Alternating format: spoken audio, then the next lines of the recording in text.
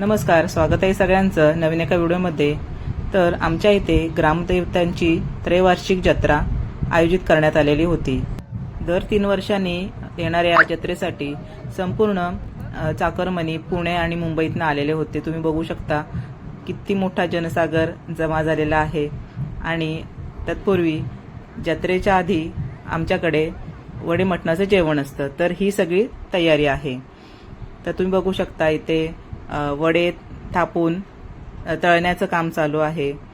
आणि या दिवशी भरपूर पाहुणे घरी आपल्या असतात, माहेरवासणी घरी आलेले असतात। त्यांना आपण सहकुटुंब सहपरिवार निमंत्रण दिलेले असते की तुम्ही सगळ्यांनी आवर्जून यायलाच पाहिजे म्हणून। तर त्याप्रमाणे माहेरवासणी पण सगळ्या आलेल्या होत्या। खूप छान असा बेत होता, वडे, चिकन, मटण असा। आणि तुम्ही बघू शकता इथे टम्म असे वडे फुगलेले आहेत।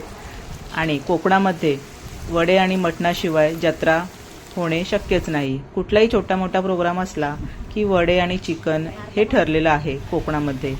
आणि त्यासाठी जे पीठ महिला तयार करतात ते सुद्धा अगदी एवढं खमंग असतं की तुम्ही वडा तळताना तिथे तुमचा खाण्याचा मोह आवरला जाणार नाही। तर इथे सगळं जेवण असं रेडी केलेलं आहे।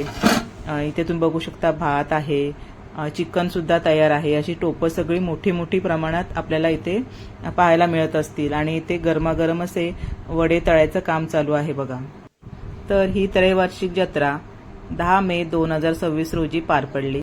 या जत्रेसाठी आपले मित्र मैत्रिणी, आपला जो मित्र परिवार असतो तो सुद्धा आपण बोलावतो।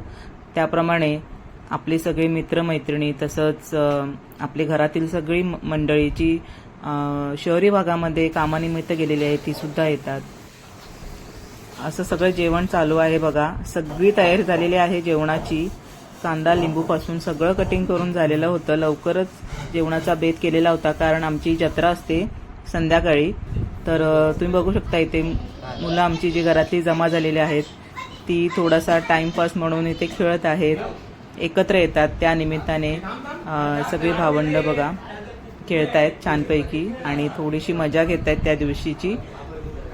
तर हे सगळं दुपारचं जेवण आमचं आटोपलं आणि जेवण वाढायला आम्ही सुरुवात केली। तुम्ही बघू शकता सगळे छान स्नेहभोजन घेत आहेत, छानपैकी जेवत आहेत। खूपच छान असं टेस्टी असं चिकन सुकं आणि ओलं तयार झालेलं होतं।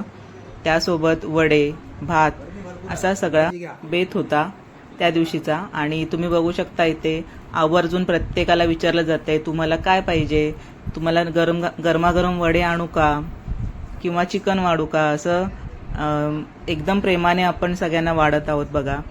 खूप छान हा दिवस गेला आमचा। एकत्र सगळी माणसं आलेली होती कुटुंबातली आणि एकत्र बसून जेवत होतो आम्ही। मित्रपरिवार सुद्धा आलेला होता। अगदी घरातल्या लहान मुलापासून ते वयोवृद्ध माणसांपर्यंत सगळी या पंक्तीला बसलेली होती आणि त्यांना जेवण आपण वाढत होतो। हळूहळू करून आणखीन पाहुणी मंडळी वाढतच होती आणि त्यांना जेवण सर्व करणं चालू होतं। बघू शकता इथे व्यवस्थित असा प्रोग्राम आमचा जेवणाचा चालू आहे। त्यानंतर दुपारच्या जेवणानंतर आम्ही जाणार होतो जिथे पालखी भेट होते तिथे। तर हा सगळा जेवणाचा प्रोग्राम आम्ही 2 ते 2:30 वाजेपर्यंत आटोपता घेतलेला होता।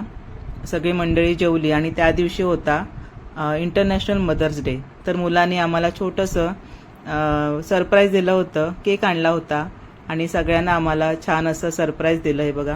आम्ही सगळ्याजणी बसलो आहोत, केक कटिंग करणार आहोत आणि खूप प्रेमाने असं मुलांनी आयोजन केलं की नाही तुम्ही जत्रेला जायच्या आधी आपण हा केक कट करायचा आहे आणि सेलिब्रेशन करायचं आहे। त्या निमित्ताने आम्ही बघा सगळेजण एकत्र बसलो होतो महिला।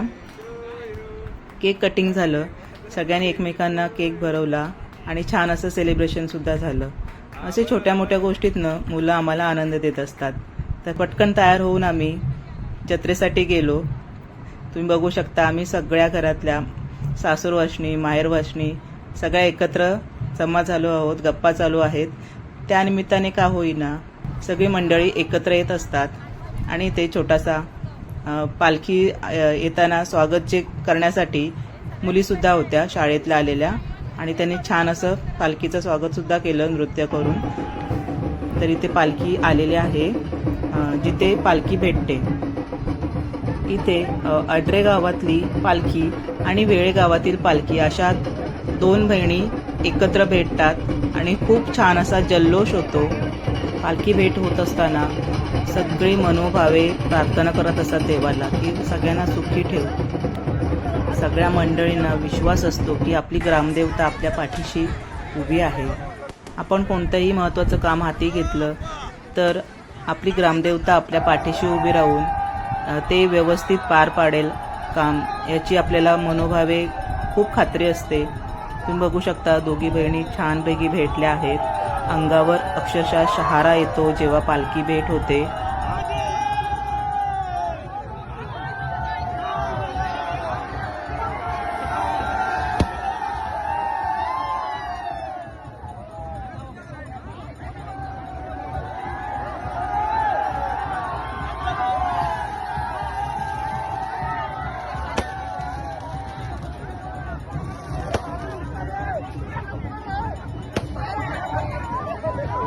पालखी भेट झाल्यानंतर पुन्हा आपण जाणार आहोत देवळाकडे आणि अशीच दोन्ही पालख्या नाचत गाजत ढोलांच्या गजरांमध्ये भाविक नेत असतात. खूप छान असा ढोलांचा आवाज सगळीकडे दणदणत असतो.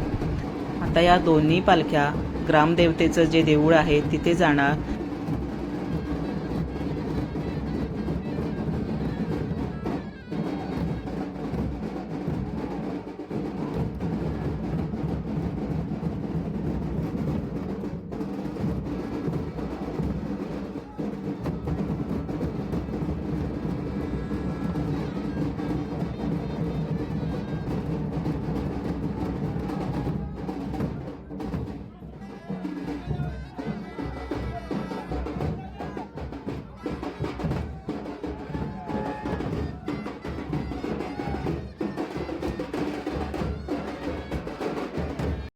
फटाक्यांच्या आतिषबाजीमध्ये दोन्ही पालख्यांचं स्वागत करण्यात आलं आणि तुम्ही बघू शकता इथे लहाट चढवलेली आहे.